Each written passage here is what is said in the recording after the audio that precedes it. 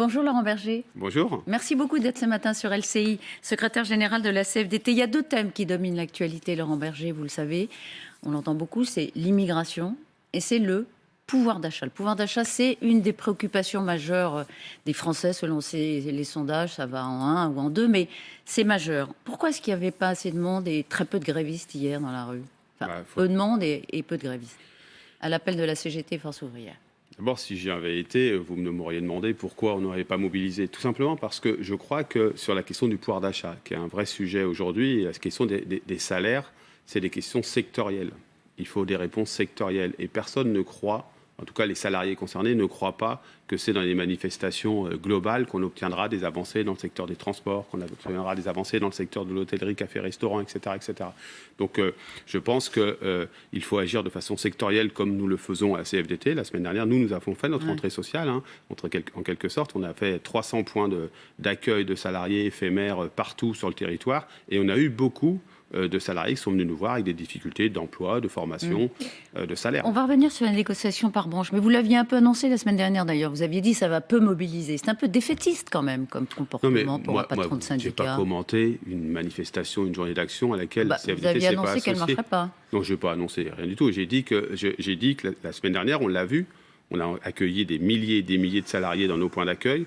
On a eu beaucoup d'adhésions d'ailleurs lors de ces initiatives. Et en fait, la démonstration, c'est que les salariés nous attendent sur notre capacité à montrer qu'on est utile comme organisation syndicale. Être utile, c'est répondre à leurs préoccupations concrètes. Ça se fait sectoriellement dans les entreprises, mais aussi en revendiquant secteur par secteur des augmentations salariales. Alors, un mot de ces négociations par branche. Est-ce que vous dites aujourd'hui aux entreprises, vous ne faites pas assez? Oui, elles ne font pas assez, en tout cas dans certains secteurs. Et dans lesquels en particulier? Le transport. Regardez ce qui se passe. On dit qu'il y a 80 000 routiers qui manquent pour aujourd'hui faire le travail nécessaire. Si on regarde, il n'y a pas de 13e mois. Ils réclament un 13e mois, une revalorisation à 2 chiffres. Oui, bien sûr. Ouais. Les grilles salariales démarrent en dessous du SMIC.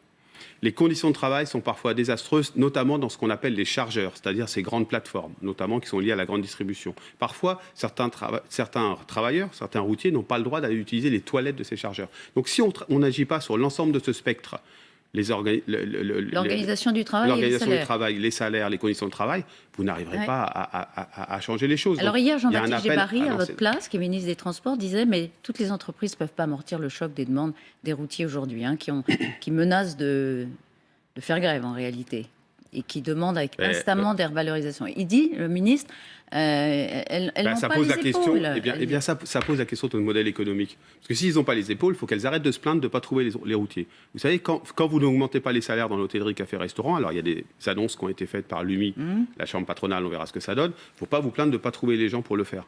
Donc elles doivent faire... il y a la question du modèle économique. Qu'est-ce qui fait qu'il y a une telle pression sur les coûts que les transporteurs, alors qu'il y a du travail, qu'il y a de l'activité, ne sont pas en capacité de donner la juste répartition des richesses normales dans une entreprise, c'est-à-dire l'augmentation des salaires. Qui est-ce qui sucre, si je puis dire? Si on prend la question des grandes plateformes logistiques, il y a sans doute derrière les distributeurs qui jouent pas le jeu et qui jouent la logique du loco. Si on prend la propreté, en termes de commandes publiques, mais aussi de commandes des grandes entreprises, si on n'a pas des contrats qui ne soient pas simplement sur la logique du coût du contrat, mais aussi sur les conditions salariales, les conditions sociales, les conditions environnementales, ça ne marchera pas. Donc il faut arrêter de dire aux gens, vous savez, dans le moment qui est le nôtre, là, il faut arrêter de dire aux salariés, écoutez, on ne peut pas grand-chose pour vous, notamment tous ceux et toutes celles, c'est les transporteurs, c'est la propreté, c'est la sécurité, qui ont été là pendant le premier confinement, qui étaient ces fameux travailleurs de deuxième ligne, qui attendent une reconnaissance qui ne vient pas malheureusement. Elle ne vient pas. Bercy a publié une note en début de semaine sur le pouvoir d'achat. Il s'agit de défendre le bilan d'Emmanuel Macron. Selon ce rapport, ce pouvoir d'achat, il a augmenté 2 fois plus sous le quinquennat de Macron que sous les 2 quinquennats précédents de Sarkozy et Hollande. Mais vous êtes d'accord avec ça? Enfin, est-ce que c'est contestable? Est-ce que vous dites, ben oui, factuellement? Mais oui, factuellement, il y a eu des choses. Il y a eu des choses parce qu'il y a eu le Ségur de la santé, encore c'est dans le projet de loi de financement de la sécurité sociale qui est discuté en ce moment. Il y a eu des choses en termes de primes d'activité, on le sait.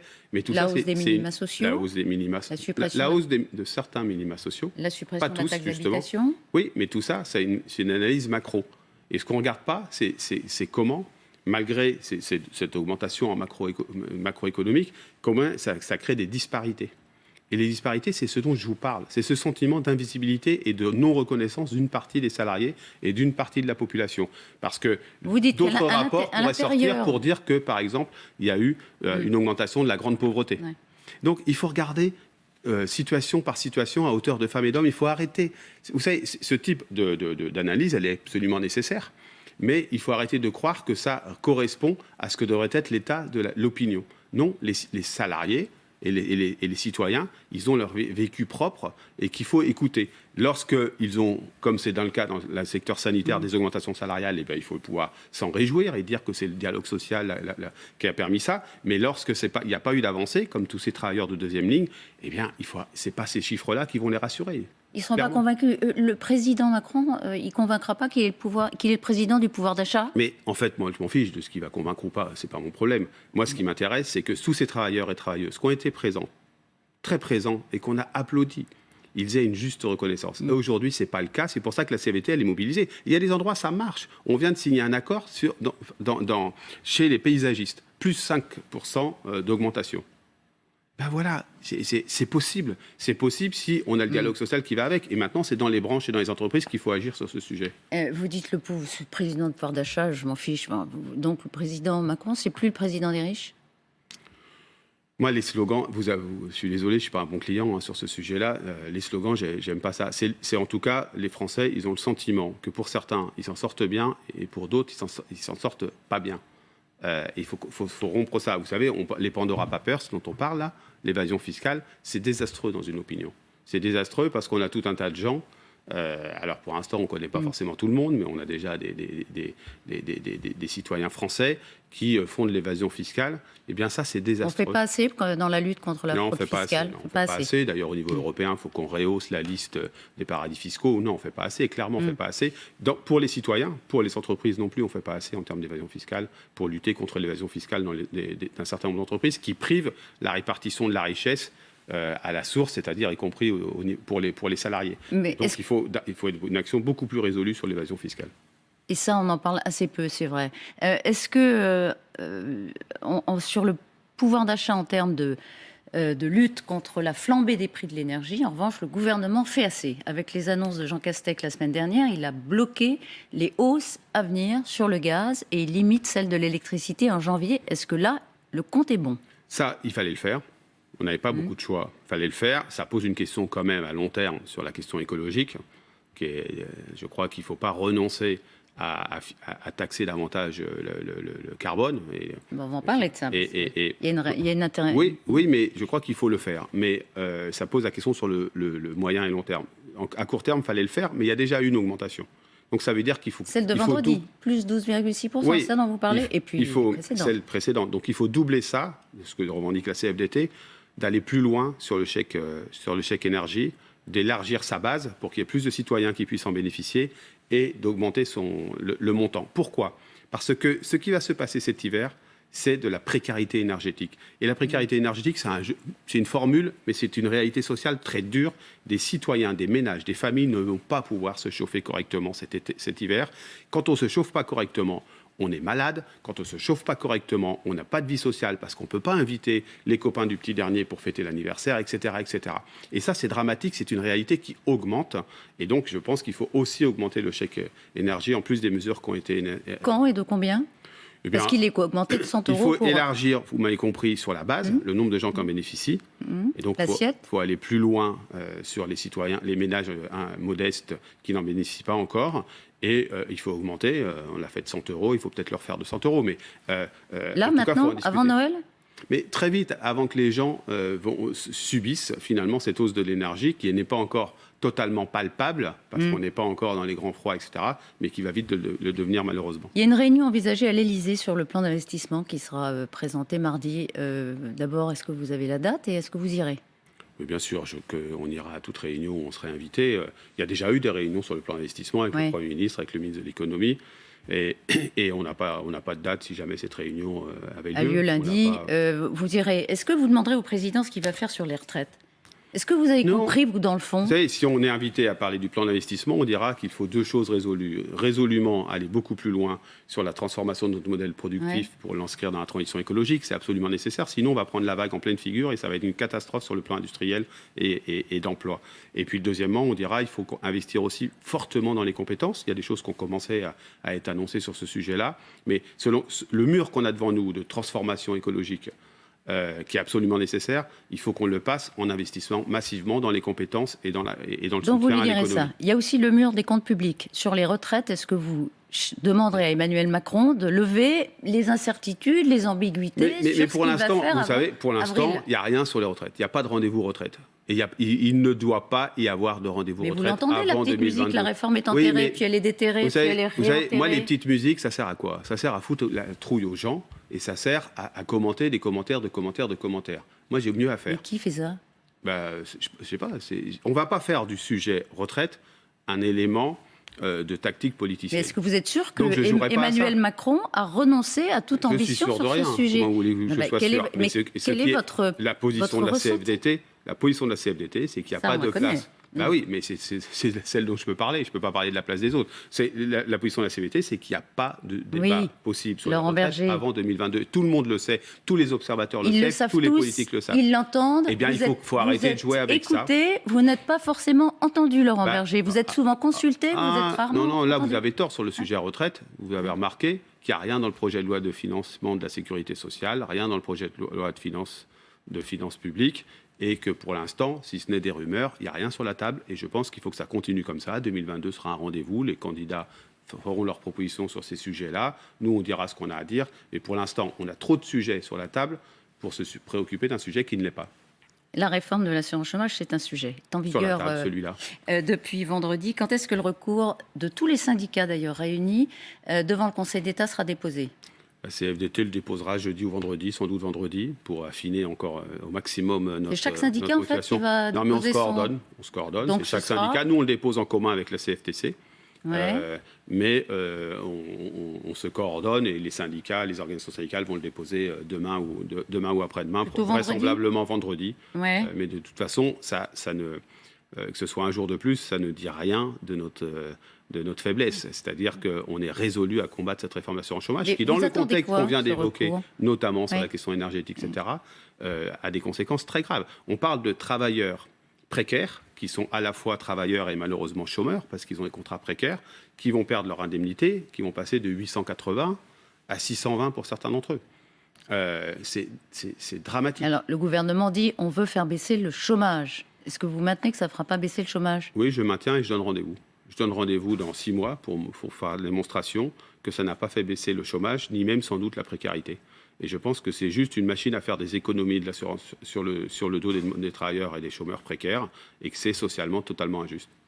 Dans Libération ce matin, on revient à la transition énergétique. Vous y êtes très attaché dans le cadre du pouvoir de vivre, un pacte que vous avez conclu avec Nicolas Hulot. Vous dépassez la question strictement sociale. Vous êtes un syndicat qui s'intéresse aux questions plus largement sociétales et notamment la lutte contre la pollution. Dans Libération ce matin, la candidate Anne Hidalgo propose de baisser les taxes sur le carburant. On le voit, mais la transition écologique ne se fera pas contre les plus fragiles. En conséquence, elle propose de baisser les taxes et même elle préconise de supprimer la taxe carbone. C'est pas un contre-pied, ça? Qu'est-ce que ça veut dire? La transition écologique ne se fera pas sur le dos des les plus pauvres, les ménages les plus modestes. C'est clair. Donc ça veut dire qu'il faut compenser. Moi, je suis favorable, on est favorable avec le pacte, à un dispositif de taxe carbone parce qu'on n'a pas le choix de la transition écologique. Mais La taxe carbone qui change les comportements et qui accélère la transition écologique. Vous la maintenez, la taxe carbone? Il faut, ce qui n'avait pas été fait au moment des Gilets jaunes, il faut que ça soit redistribué aux ménages les plus modestes pour faire face à ces enjeux-là, pour qu'ils ne soient pas perdants d'aucune façon. Mais je crois qu'il faut...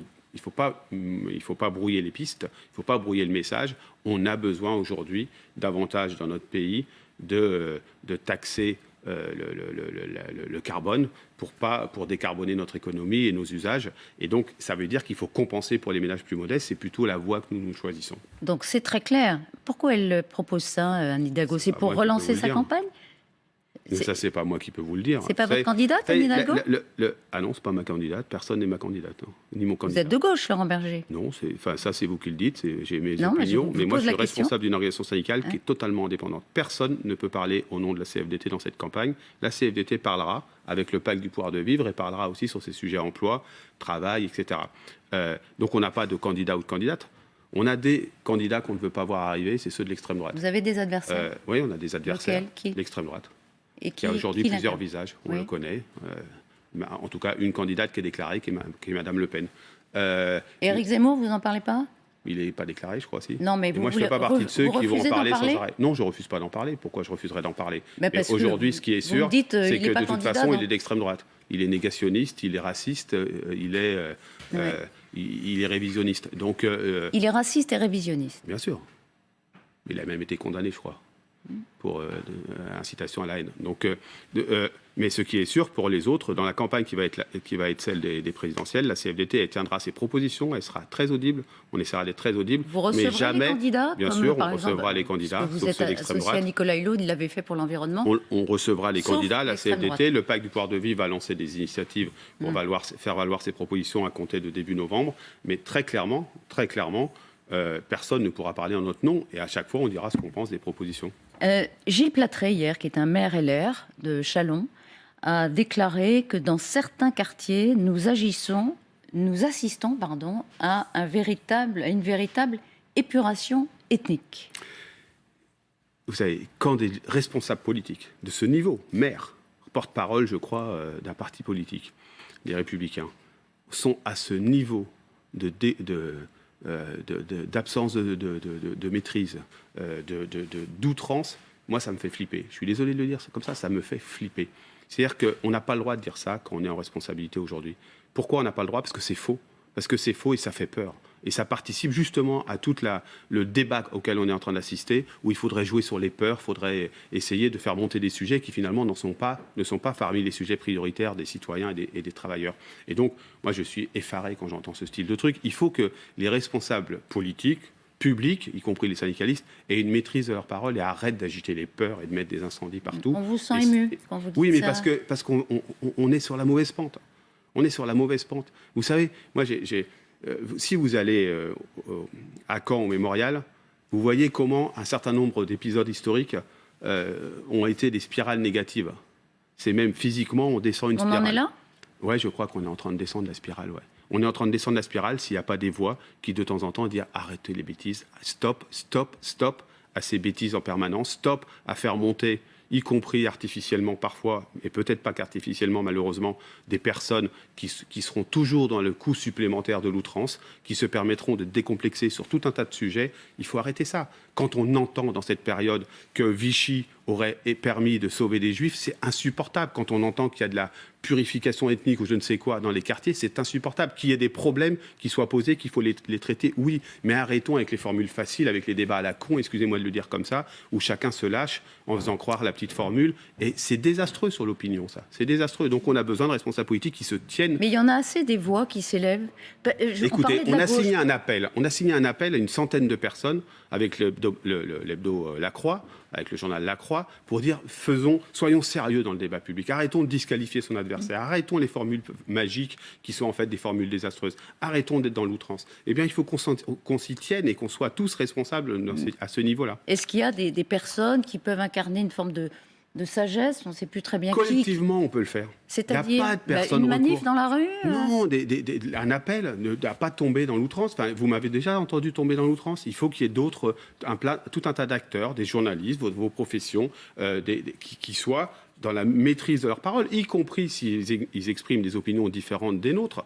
Et il y a heureusement aujourd'hui des candidats aux élections politiques qui sont capables d'être dans cette posture-là. Il y en a plein. C'est ceux-là qu'il faut écouter plus que ceux qui déversent leur haine et leur méconnaissance de notre histoire. Un appel au sursaut républicain contre le débat à la con. Et au sursaut dans le débat public. Oui, excusez-moi ce terme. Non, je vais encore me faire rouspéter, mais... Parfois, voilà, c'est un peu tripal comme expression. Voilà. Mais c'est sincère, j'imagine. Merci beaucoup. Merci. Laurent Berger d'avoir été ce matin sur LCI.